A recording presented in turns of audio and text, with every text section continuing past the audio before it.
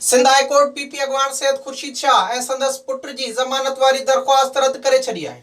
Sindh high court Sukkur में justice Shamsuddin Abbasi ऐं justice Amjad अलीअ ते मुश्तमिल बेंच खुर्शीद शाह जी ज़मानत वारी दरख़्वास्त ते महफ़ूज़ कयल फ़ैसिलो ॿुधाईंदे ज़मानत वारी दरख़्वास्त रद्द करे छॾी। सिंध हाई कोर्ट सखर जी स्पेशल बरुकनी बेंच 14 अप्रैल ते महफ़ूज़ कयल फ़ैसिलो ॿुधाईंदे खुर्शीद शाह ऐं संदसि पुट फरूख शाह खां सवाइ केस में नामज़द 16 जवाबदारनि जी ज़मानत मंज़ूर करे वरिती आहे। याद रहे त नेब खुर्शीद शाह के आमदनी का वधीक असासा ठाहिण जे इल्ज़ाम में 18 सितंबर ते इस्लामाबाद मां गिरफ़्तार करे सखर मुंतकिल कयो हो।